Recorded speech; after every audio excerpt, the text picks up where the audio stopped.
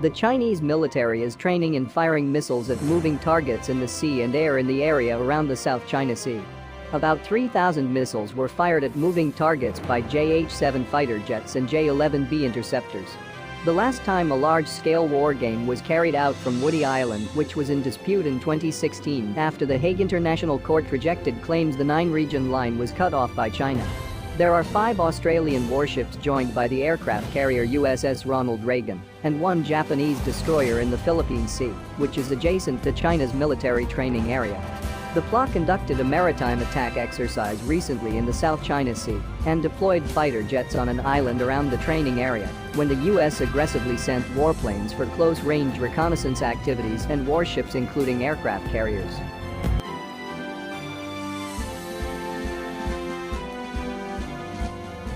The Chinese state-owned media said, if U.S. military provocation in the South China Sea continues, China will have no choice but to do more training and deploy more warships and fighter jets in the South China Sea, said Ren Wuqiang, spokesman Chinese Ministry of Defense.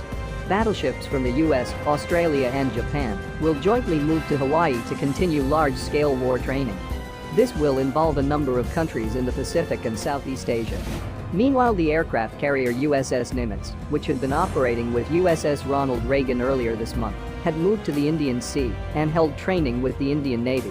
Australia joined the United States, U.S. stated China's claims in the South China Sea did not comply with international law, a declaration that is likely to anger Beijing. The U.S. this month rejected Chinese claims for offshore resources in much of the South China Sea, which drew criticism from China by saying Washington's position increased tensions in the region. Australia, in a declaration they submitted to the United Nations, UN, said they also rejected Chinese maritime claims around contested islands in the South China Sea. Because not consistent with the United Nations Convention on the Law of the Sea, Australia rejects Chinese claims for historic rights or maritime rights and interests, as stipulated in its long history of practice in the South China Sea. Australia said in the declaration they submitted to the United Nations. Australia also said it did not accept China's statement that its sovereignty over the Paracel Islands and the Spratly Islands received wide recognition from the international community, citing objections from Vietnam and the Philippines.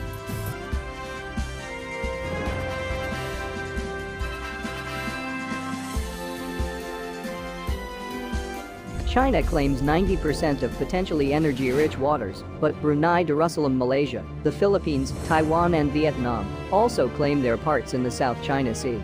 Trade with a value of $3 trillion passes through the South China Sea every year. China has built bases on atolls in the region, but says its intentions are peaceful. Australia has long advocated freedom of navigation in the South China Sea and for all countries that claim these waters to resolve their differences in accordance with international law. A more outspoken position on China's claims comes from U.S. Secretary of State Mike Pompeo. He said this month, China did not offer a coherent legal basis for its ambitions in the South China Sea and for years had been intimidating countries in the region.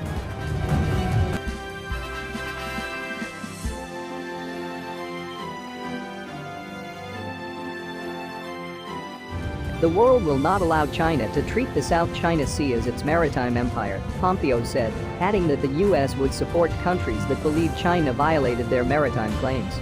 The U.S. has long opposed China's vast territorial claims in the South China Sea and sends warships regularly through strategic waterways in the region to demonstrate freedom of navigation. Australia's declaration of Chinese claims came as the foreign minister and his defense minister were preparing to travel to Washington to attend a bilateral forum on 28 July. Diplomatic tensions between China and Australia have recently worsened over a variety of problems, including Australia's insistence on an international investigation of a new virus that emerged in Wuhan City, China, late last year.